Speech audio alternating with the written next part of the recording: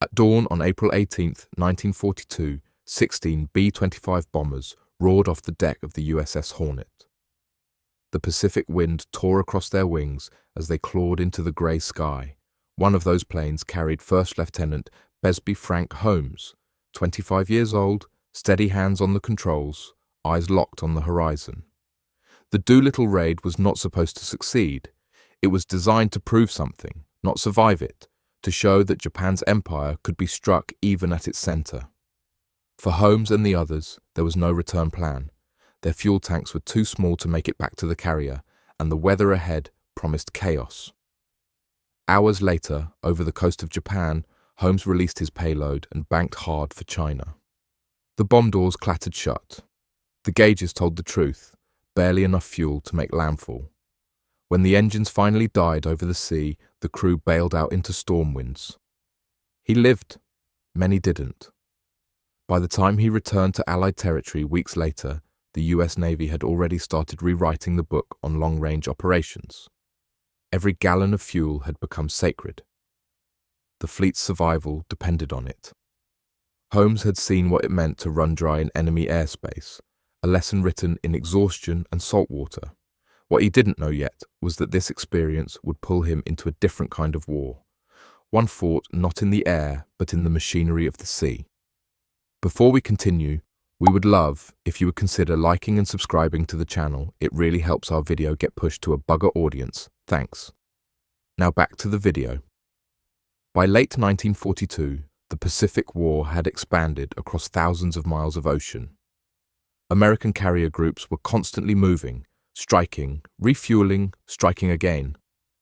Fuel was the lifeblood of every fleet. It powered engines, aircraft, and the vast logistical web that stretched from California to the Coral Sea. Holmes had been reassigned to the Pacific Fleet Liaison Detachment, a small unit created to study aviation fuel usage aboard carriers. His task was technical, not tactical: calculate losses, monitor combustion efficiency, and find ways to extend flight operations. The numbers were brutal. On average, a single carrier group burned through 400,000 gallons of aviation fuel every 2 days. Each destroyer escort required 25,000 gallons just to stay in formation. And even when engines were idle, fuel evaporated, leaking into the air, lost as vapor through poorly sealed lines. It was a hidden war within the war, a battle against chemistry, heat, and waste. The engineers aboard the USS Enterprise called it the invisible thief. By some estimates, as much as 8% of the fleet's entire fuel supply simply vanished into the atmosphere each month.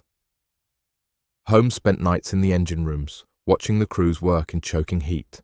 The ship's galley shared the same deck, the smell of cooking oil blending with diesel fumes. It was there, in that overlapping chaos of food and machinery, that the strangest idea of the war was born. The ship's cook, a wiry man from Louisiana known only as Mac, had noticed something peculiar. The galley's frying oil, after a day of use, left a thick film on the metal stove covers. Unlike fuel, it didn't evaporate easily. It clung to the surface, sealing in the heat. When Holmes stopped by for a late meal one night, Mac mentioned it offhand. "That oil saves me coal," he said, "keeps the heat steady even when the burners are low." Holmes paused. He thought about the aviation fuel tanks above deck, thin aluminum, constantly exposed to temperature swings.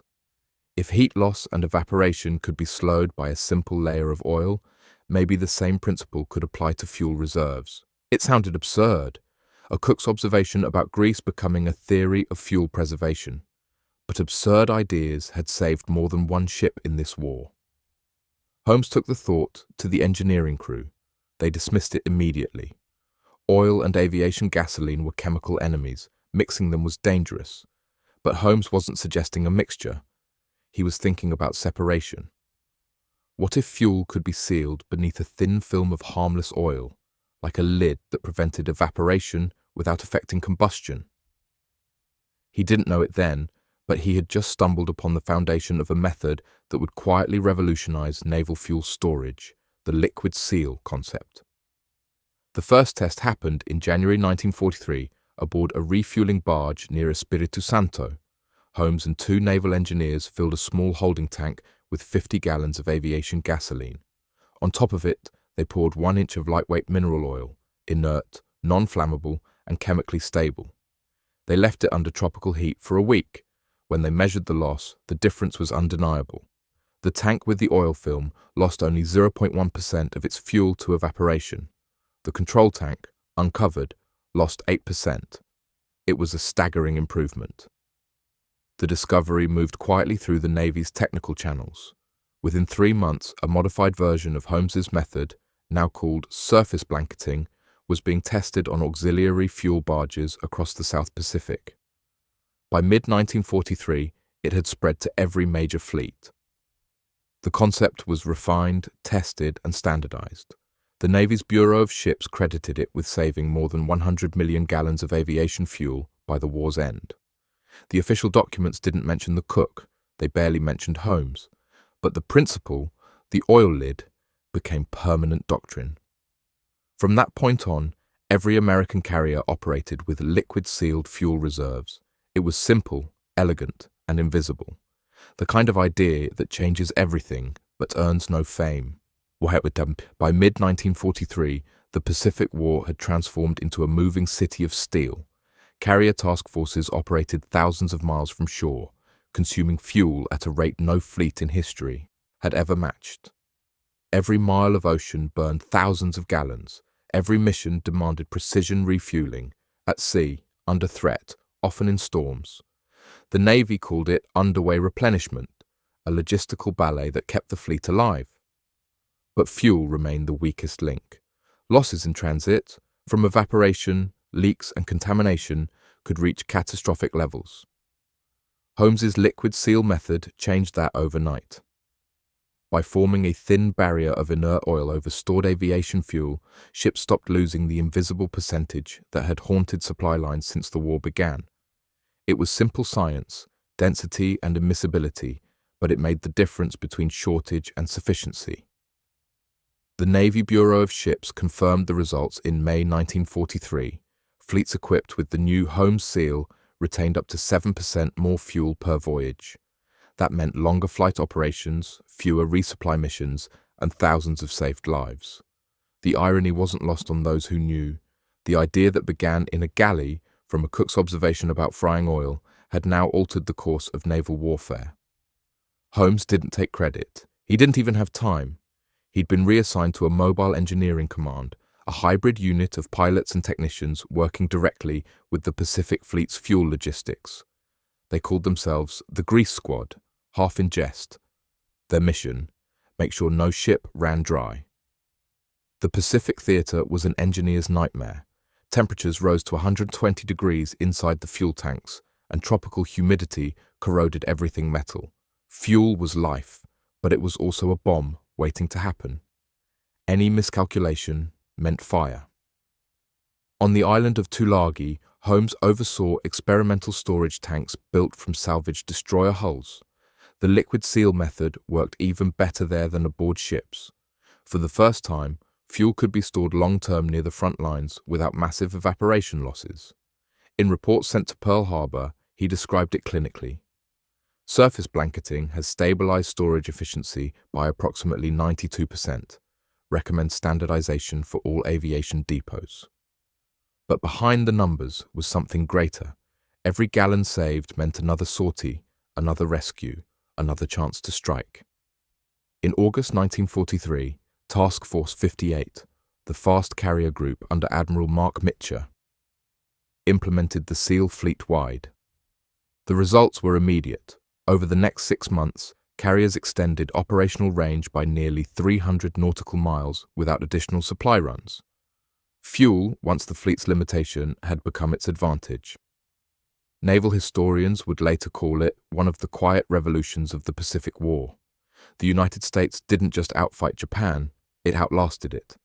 Its ships stayed at sea longer, its aircraft flew farther, its machinery kept turning when others broke. Much of that endurance was built not on weapons, but on chemistry, on ideas like Holmes's that multiplied what already existed. In September 1943, the Bureau of Ships commissioned a new study, Fuel Efficiency Innovations, Pacific Operations. Holmes's name appeared once, in a footnote. Method of surface blanketing first observed by Lieutenant Besby F. Holmes, applied experimentally aboard CV-6 Enterprise. Substantial reduction in vapor losses confirmed. That single line would later vanish in a redraft of the report. But by then, the idea had already spread through every corner of the Navy's infrastructure. At the height of the war, from late 1943 to 1945, more than 1.2 billion gallons of aviation fuel moved across the Pacific. Engineers later estimated that the liquid seal saved the equivalent of 80 million gallons, enough to power every sortie during the Battle of Leyte Gulf twice over. And all of it began with a cook, a pilot, and a layer of oil an inch thick. By early 1944, Holmes's attention shifted again. With the Navy's fuel problems temporarily solved, he was asked to assist in a new program, integrating air operations more closely with ship engines. The challenge: find ways for warships to conserve fuel without losing speed. The Japanese Navy still fielded fast, efficient destroyers that could outrun most American equivalents. Speed meant survival. But US carriers, now acting as floating airfields, burned massive quantities of bunker oil to maintain pace during flight operations. Holmes studied the problem for weeks. Then he noticed something that every engineer had overlooked. When carriers launched aircraft, they often turned sharply into the wind, throttling forward to generate lift. The escorts matched speed automatically, even when they didn't need to. It was reflex and waste. Holmes proposed something unorthodox: variable speed escorting. Instead of holding formation at constant velocity, escorts could drift or adjust speed dynamically to compensate for wind changes and carrier acceleration. By staggering the fleet's propulsion cycles, they could reduce drag effects and save thousands of gallons per hour without compromising defense.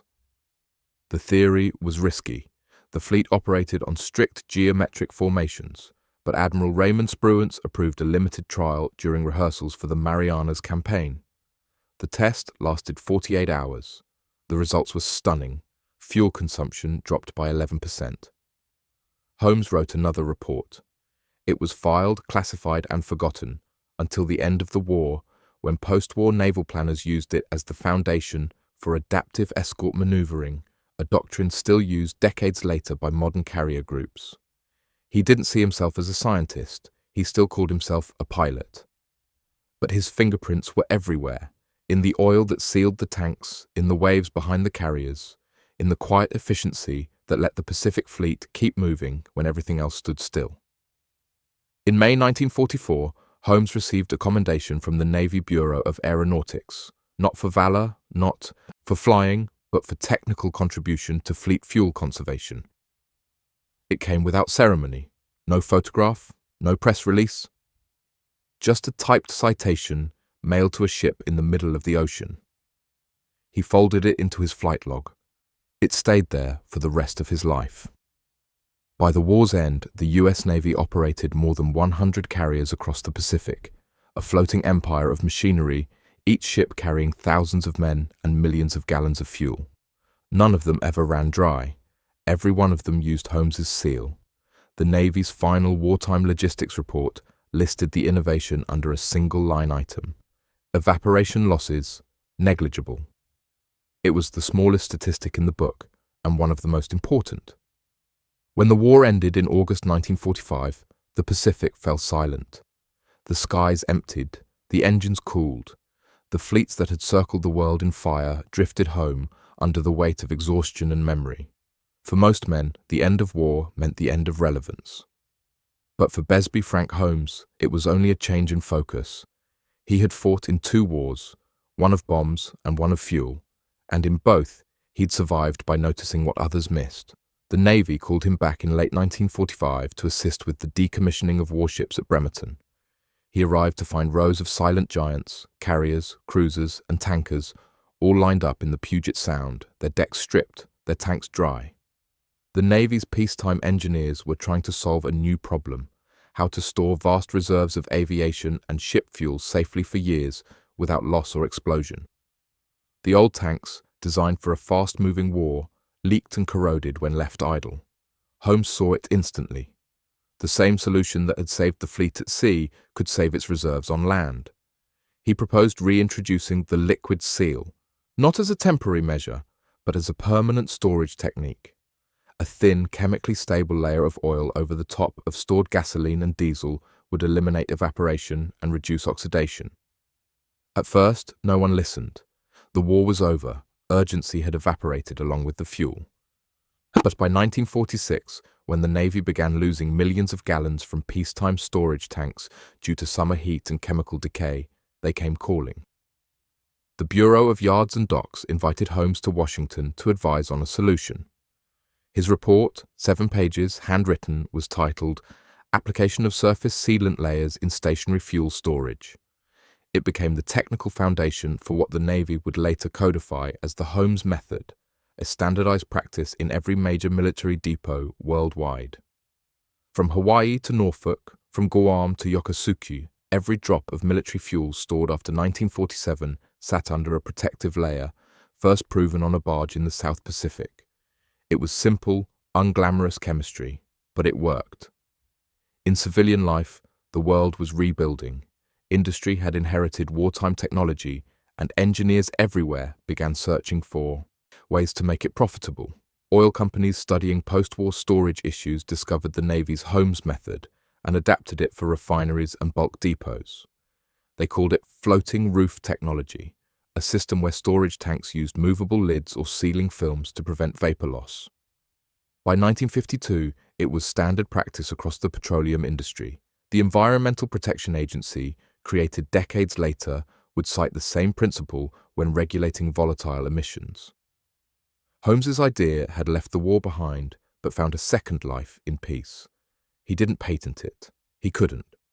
It belonged to everyone by then, a shared inheritance born from necessity and accident. While industry advanced, the Navy remembered. In 1953, the Bureau of Ships conducted a review of wartime innovations that had permanently improved fleet operations. Tucked among the entries for radar, sonar, and jet propulsion was a brief paragraph under the heading Fuel Conservation Systems, Pacific Theater.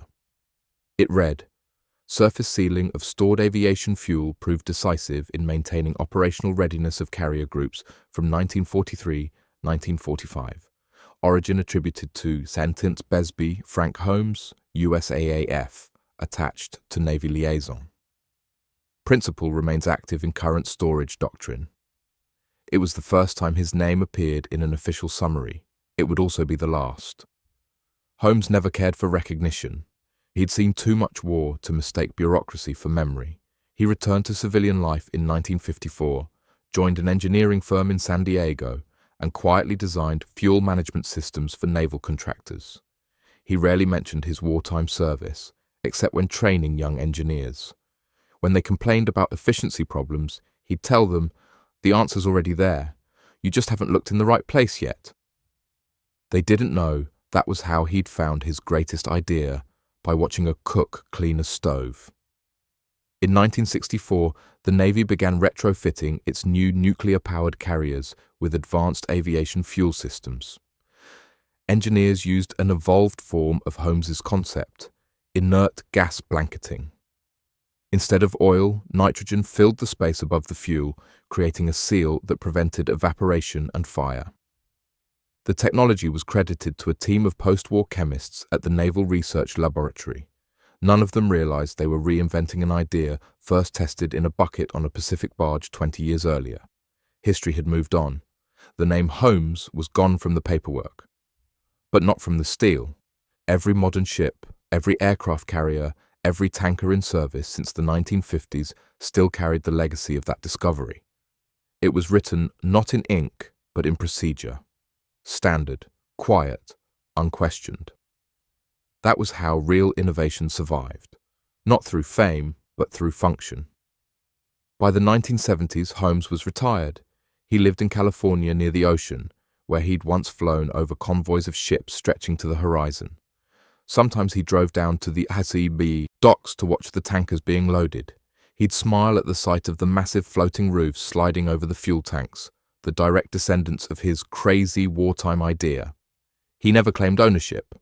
When asked about the war, he talked about the men who didn't come home, the ones who flew with him on the Doolittle Raider, who never saw the invention that came afterward. The war had given him his purpose, but it was peace that carried his legacy forward. In 1982, a small naval history journal published a retrospective titled "The Quiet Fixers, Forgotten Innovators of the Pacific Fleet." One of its final paragraphs mentioned Holmes. Among the most enduring wartime efficiencies was the surface sealing method for aviation fuel storage, pioneered by Dr. Besby F. Holmes in 1943. His work allowed fleet carriers to operate weeks longer between refueling, an invisible advantage that helped define the modern Navy. No photographs, no medals, just a paragraph, and a truth that never needed embellishment. By the time Holmes passed away in 2002, naval engineers around the world were still using his principle. Only the materials had changed: polymer membranes, floating lids, nitrogen blankets. The physics were the same. The lesson was the same. Efficiency wasn't born from brilliance alone. It came from observation, from necessity, from the quiet intersection of chance and need, from a pilot who had seen too many fuel gauges fall to zero and a cook who refused to waste a drop. Their crazy idea had rewritten the rulebook for ships, planes, and industries across the world, and like all great wartime innovations, it had begun not with genius, but with someone paying attention. Holmes's legacy forward into modern history and closes his arc through science, innovation, and memory. By the early 1980s, the generation that had fought the Second World War was fading, but their ideas remained welded into the modern world. Every tank, ship, and aircraft built after them bore traces of their improvisations, fixes made under pressure, ideas born from necessity, solutions improvised between fear and fatigue. Holmes's discovery, the thin, invisible film that separated stability from disaster, had evolved far beyond what he could have imagined. In aviation, the same principle found new life in jet fuel storage. Commercial aircraft, now crossing oceans daily, used nitrogen-based blanketing systems to keep fuel tanks safe and efficient. The science traced its lineage back to Holmes's method. Isolate the volatile from the air, create a barrier between danger and waste. In the maritime world, the concept became law. Every tanker built after 1975 included a floating roof, a sealed platform resting on the fuel's surface to prevent vapor loss. It saved millions of gallons each year, reduced fire risk, and cut pollution. Engineers at Exxon, Shell, and Texaco credited wartime research for the design. Few knew that research began with a cook and a bomber pilot staring at a film of grease on a stove. The idea had slipped into the bloodstream of civilization, not as invention, but as inheritance. In 1989, during cleanup efforts after the Exxon Valdez oil spill, environmental scientists analyzed the containment and storage failures that had allowed so much crude to escape. Their post-mortem reports referenced blanketing systems that could have minimized vaporization and fire. One footnote in a 300-page report mentioned the technique's origin. Developed from U.S. Navy wartime fuel preservation experiments 1943. No author name, no details, just a fragment of attribution buried in bureaucracy. But in that line, history still spoke. Because by then, Holmes's method had saved more fuel, more lives, and more ships than any single combat decision of the war. It had outlasted him, outlasted the fleets that used it, and become a foundation of modern engineering. All from an observation dismissed as crazy when it was first mentioned in a carrier galley half a century before. The story of how it began resurfaced in 1993 when a naval historian named Dr. Marion Fessler published a paper titled "Forgotten Innovators: The Logistics That Won the Pacific." Among her sources was an aging report from the Bureau of Ships Archives. The file had been misfiled for decades under Aviation Fuel Handling, Miss C. Inside was Holmes's original 1943 test data, 2 columns of numbers showing fuel loss with and without the oil film, written in pencil and signed with his initials. B.F.H. Fessler's article drew little attention outside military engineering circles, but it cemented one fact that history had lost, that the Holmes seal, as it was now called, had quietly transformed the Navy's endurance in the Pacific. In her conclusion, she wrote, "The Pacific War was not only won by courage and machines, but by chemistry. The smallest efficiencies became decisive. Lieutenant Holmes's work represents a truth common to all wars, that survival often depends on observation more than invention." By the time the article circulated, Holmes was gone. He died in his sleep the year before, at 84, in a small house overlooking the ocean in Monterey. His neighbors knew him as a quiet man who loved the smell of fuel on the wind and the sound of engines on distant water. At his memorial, a retired Navy captain brought a folded letter, a copy of the Bureau of Ships Commendation from 1944. The captain read the final line aloud. "For technical contribution to fleet fuel conservation, resulting in measurable advantage to operations across the Pacific." There were no medals, no speeches, no fanfare, just a small group of friends and the echo of the surf against the rocks below.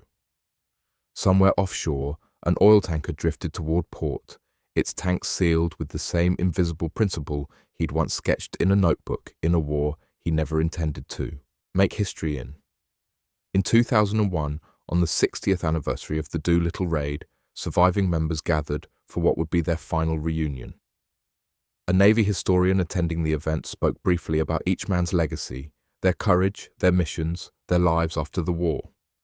When he reached Holmes, he mentioned the raid, the Pacific, and the one idea that still influenced ships across the world. Most of the audience didn't know the details, but a few engineers in the back nodded. They knew. They'd used it every day of their careers. When the speech ended, the historian added one last line, unscripted. "He saved lives without firing a shot. That's the kind of victory that lasts forever."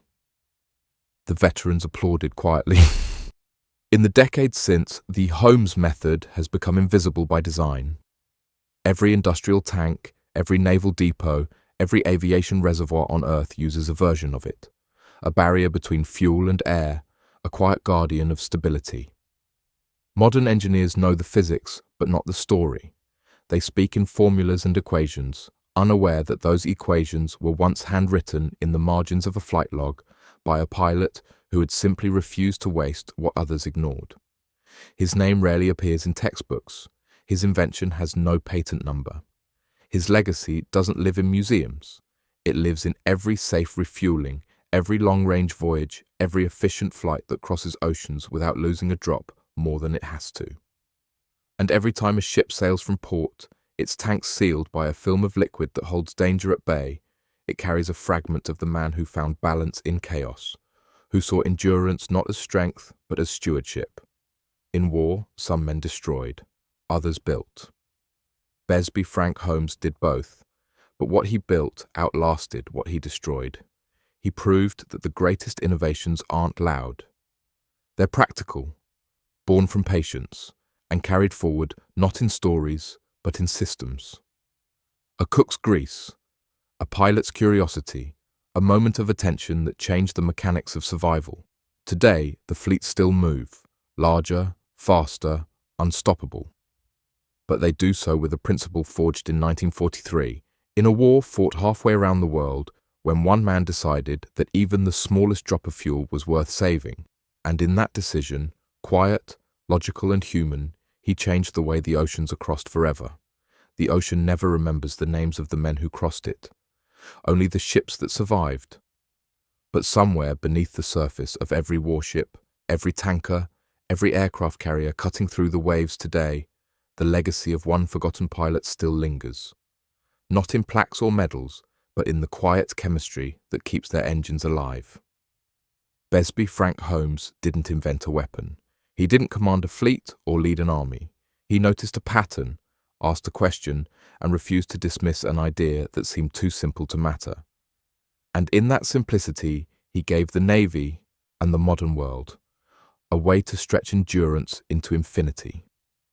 The thin layer of oil that once coated the fuel tanks of a Pacific task force now exists in every major vessel on Earth, evolved through science but unchanged in spirit. It keeps fuel from vanishing, air from igniting, and fire from swallowing steel. It is the quiet line between control and chaos. Engineers call it surface blanketing. The Navy calls it standard procedure. But the truth is older than either. It's a legacy born from a cook's kitchen and a pilot's curiosity, a reminder that sometimes the greatest revolutions begin in the smallest observations. Holmes never lived to see how far his idea travelled. He never saw the space-age ships that glide across oceans, or the refineries that hum with invisible layers of protection. But if he could, he'd recognise the logic instantly. The same physics, the same restraint, the same understanding that endurance is built not by force, but by attention. He was a man who had seen engines die over open seas, who understood that survival was a matter of fractions, of ounces, of seconds, of drops. He learned that victory wasn't just about strength, it was about efficiency, about respecting what you have so you can keep going when no one else can. The seas are different now. The ships are bigger, the war's more complex, the sky busier. But the rule he discovered still governs them all. A principle written not in manuals, but in behaviour: conserve, protect, endure. It began with one cook, one pilot, and one absurd idea that worked. And though the Navy has long forgotten the story, the world still lives by it, every time a carrier sails, every time a jet refuels mid-air, every time fuel burns clean and engines keep turning long past their limits. Because a man once decided that a single drop of oil could save the world from fire, and he was right. Besby Frank Holmes never built monuments, he built efficiency, and in doing so, he built forever.